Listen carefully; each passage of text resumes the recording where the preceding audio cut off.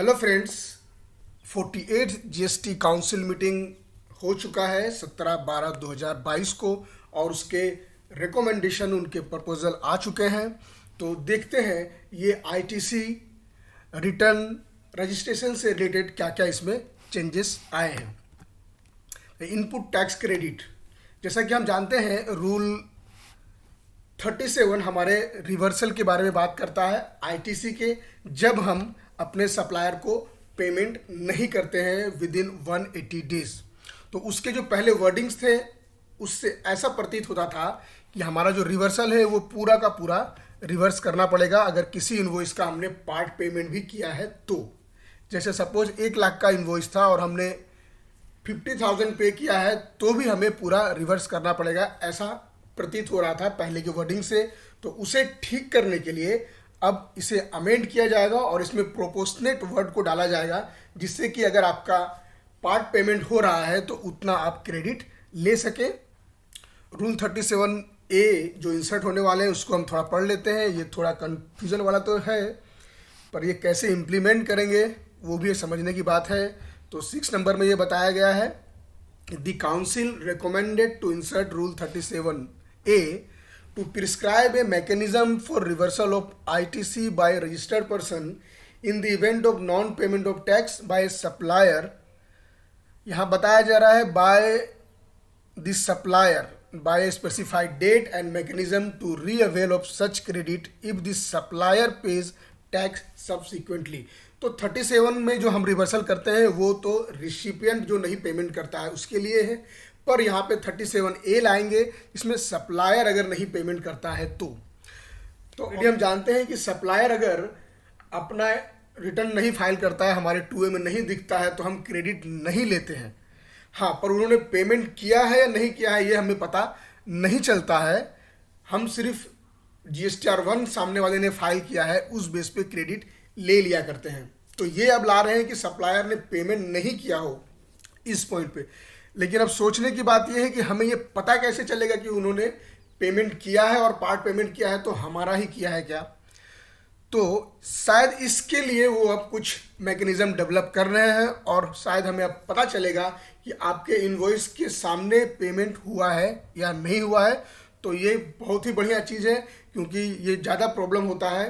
हम GSTR 1 के base पे जो क्रिएट होता है GSTR 2 भी उसके बेस पे हम क्रेडिट ले लेते हैं, पर बाद में उन्होंने GSTR 3 भी फाइल किया है नहीं किया है, टैक्स पेमेंट किया है या नहीं किया है, हमें वो पता नहीं चलता है।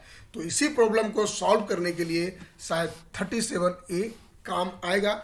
आगे देखते हैं जब इसका पूरा नोटिफिकेशन आएगा और उसमें क्या क्या ये लोग मैकेनिज्म लाते हैं। नेक्स्ट देखते हैं हम लोग मिसमैच से रिलेटेड।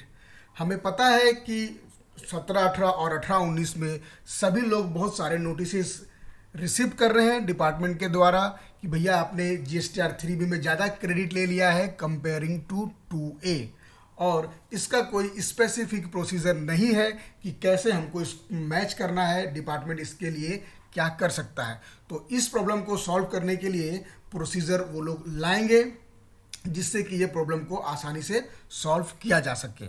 नेक्स्ट ये लोग ला रहे हैं एक नया फॉर्म DRC 01B। ये फॉर्म है इंटीमेशन का। इसमें ये इंटीमेट किया जाएगा कि आपके GSTR 3B और GSTR 1 के बीच में डिफरेंस है।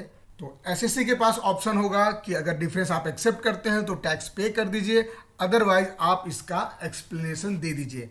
अगर आप एक्सप्लेनेशन या इसका रिप्लाई नहीं करते हैं तो आपको नेक्स्ट मंथ का GSTR 1 फाइल नहीं करने दिया जाएगा। तो ये भी एक बहुत बढ़िया सा चेंज है।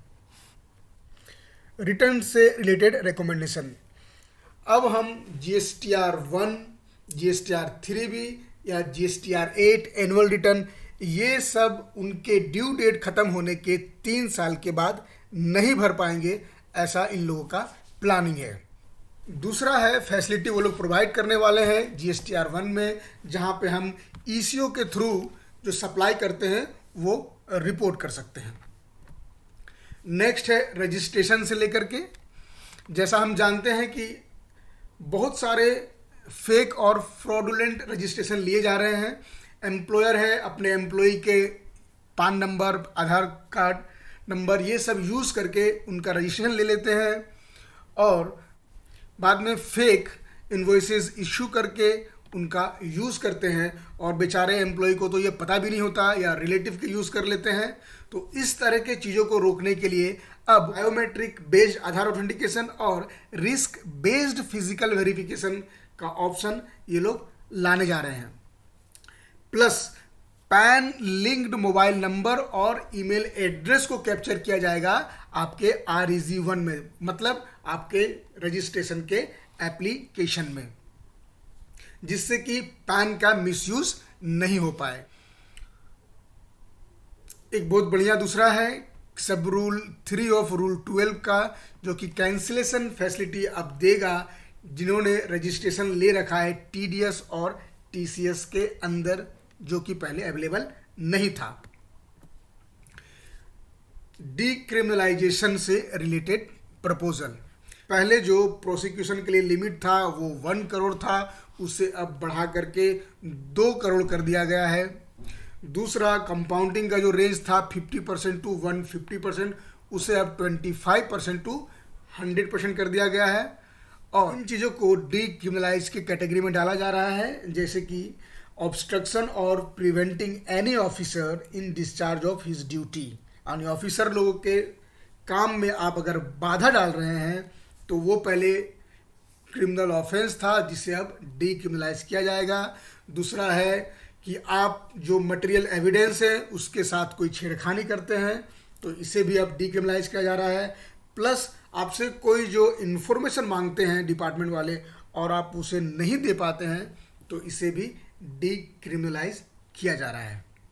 तो ये सब बहुत अच्छी चीज़ें, ये छोटी छोटी चीज़ें थी जिसके कारण आपको प्रोसिक्यूशन फेस करना पड़ सकता था, जिसे अब हटाने की बात हो रही है।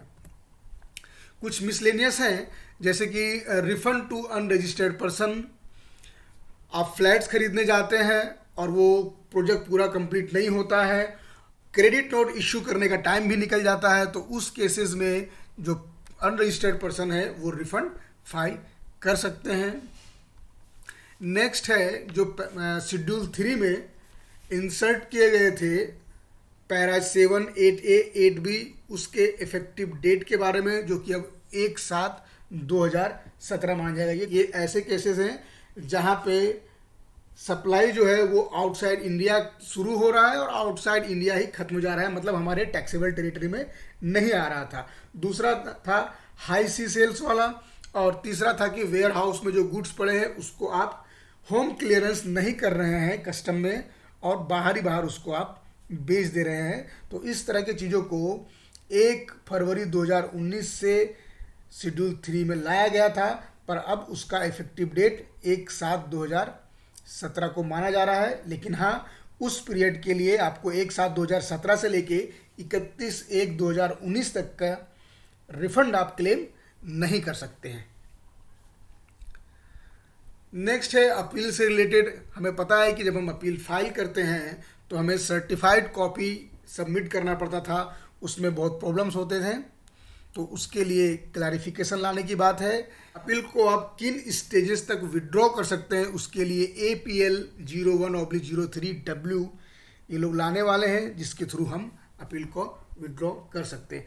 इसके अलावा भी ढेर सारे चेंजेस हैं, जैसे कुछ रेट्स में चेंजेस हैं, उसके बाद place of supply transportation of goods के बारे में है, इंसेंटिव जो पे करते हैं बैंक को सेंट्रल गवर्नमेंट के द्वारा, उसके बारे में। इस तरह जो सभी के लिए एप्लीकेबल नहीं है, आप गो थ्रू कर सकते हैं प्रेस रिलीज को। तो ये छोटा सा इम्पोर्टेंट जो चेंजेस थे वो मैंने इसमें कवर किया है। आशा है आप लोगों को यह इन्फॉर्मेटिव लगा होगा। वीडियो अच्छा लगा है तो लाइक और सब्सक्राइब जरूर करें। Thank you.